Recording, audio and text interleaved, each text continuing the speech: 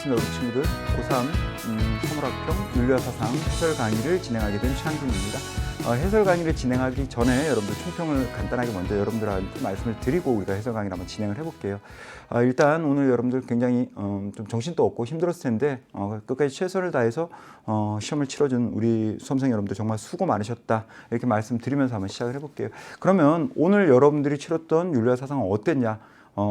제법 까다로웠습니다. 그리고 3월 학평치고는 이제까지 출제된 3월 학평에 비해서는 난도가 상당히 높았어요. 그러니까 여러분들이 느끼는 체감 난도가 높다라는 건 그건 당연한 겁니다. 그럼 어떠냐? 하나씩 분석을 해볼게요. 다양한 주제가 균형 있게 출제가 됐습니다. 여러분 알다시피 3월 학평은 전범이에요. 그러다 보니까 뭐 사회사상 부분도 그렇고 다 균형 있게 출제가 됐어요. 제가 이제 간단하게 보여드리면 이래요. 동양윤리가 35%입니다. 7문항이죠. 서양윤리가 40%, 즉 8문항이 출제가 됩니다. 그리고 사회사상 또 역시 어때요? 25%. 사회사상에서 꼭 출제돼야 되는 거 있잖아요. 뭐 사회계약설이라던가, 그쵸?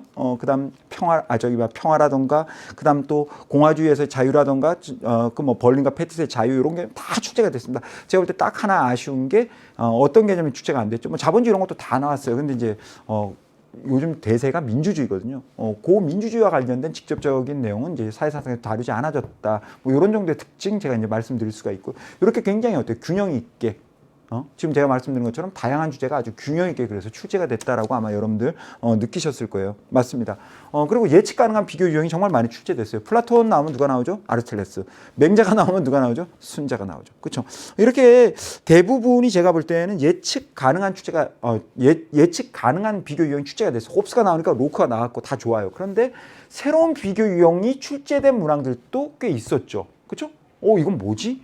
예를 들어 이제 여러분들이 제 개인적 생각으로는 여러분들이 가장 어렵다고, 즉 난도가 높다라고 느꼈던 문항이 14번, 15번 세트 문항이거든요. 이 부분이지 않았을까? 물론 경험이 많은 입장에서는 양명과 이황, 이 세 명의 사상과 비교되면 그래, 양명학과 성리학을 비교하는 거구나 이렇게 우리가 쉽게 한눈에 인사이트 있게 그냥 직관적으로 알 수가 있어요. 저 같은 경우는 많이 봤으니까. 그런데 여러분들처럼 지금 이제 윤리와 사상을 어떻게 보면 기출문제나 이런 것들을 많이 다룬 상태가 아니잖아요. 개인차가 있긴 하지만. 그런 입장에서 본다면 양명, 이황, 이의가 나오면 이 조합에 대한 굉장히 많은 혼돈이 듭니다. 그렇죠?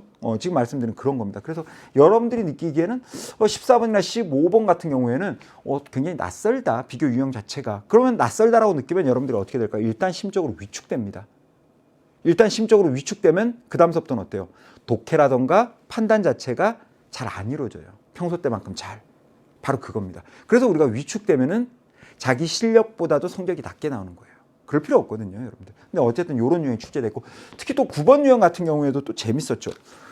갑자기 중세 사상가가 나오죠. 아우구스티누스. 그러다가 또 누가 나와? 근데 막 데카르트 나오고, 그다음 현대 실용주의가 막 나와요. 이건 뭐지? 궁금해요? 강의에서 제가 9번 문제를 해설하면서 아주 자세하게 왜 이런 조합이 출제되었는가에 대해서 아주 상세하게 설명을 했어요. 제가 지금 하고 강의에서 또 설명을 하면은 그건 여러분들 재방송이잖아요. 그렇죠?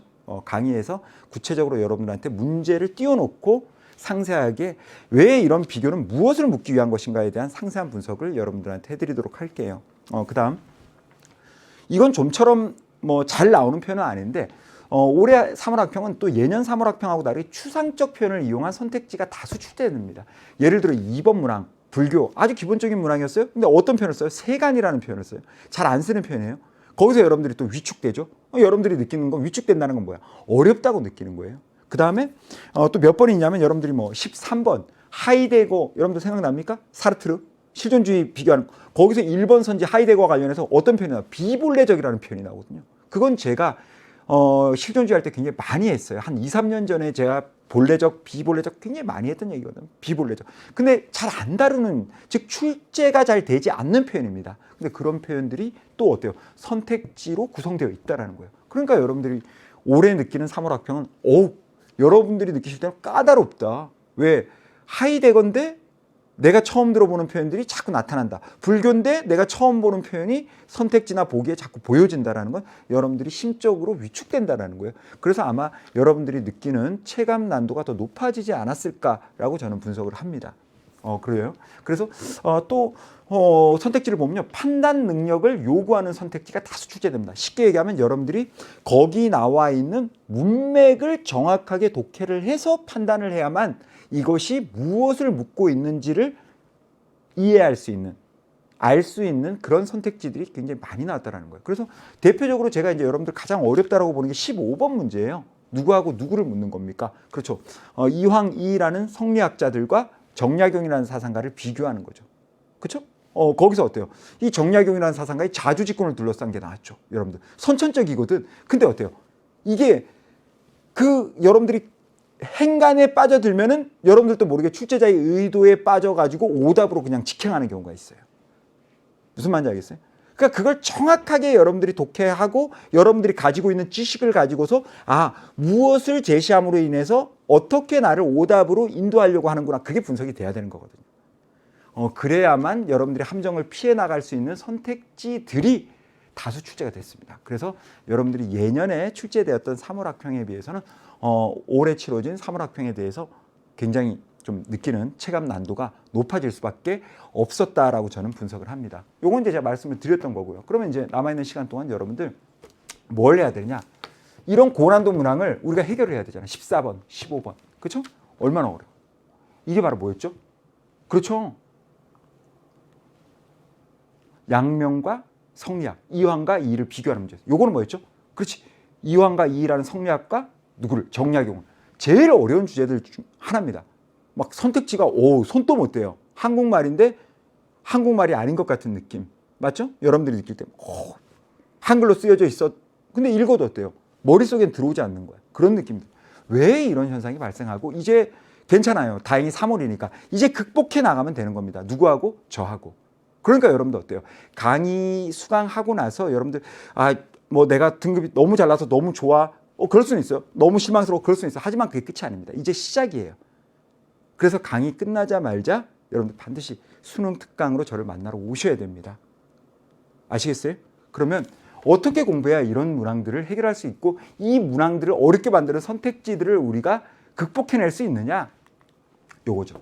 결국 여러분들이 얘기하는 말장난이라고 얘기를 하는 건 말장난이 아닙니다. 뭐를 요구하고 있다? 우리한테 아주 정확한 지식을 요구하고 있어요. 윤리와 사상은 너무나 디테일합니다. 저는 예술이다라고까지 표현해요. 아주 정확한 지식. 그것을 가지고서 굉장히 다양하게 표현될 수 있어요.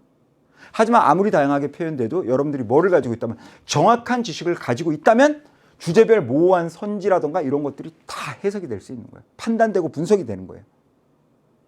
그러자면 뭐가 제일 중요하다? 역시 지금 단계에서는 개념이 가장 중요합니다. 그래서 제가 뭐라고 했죠? 결국은 다양한 이 출제에 대한 가장 뿌리가 되는 개념에 대한 학습이 지금 단계에서는 더욱더 철저하게 이루어져야 됩니다. 그러면 제가 지금 말씀드린 이 특징들을 해설 강의에서 여러분들하고 함께 살펴보도록 하겠습니다. 그러면 우리 해설 강의에서 뵙겠습니다.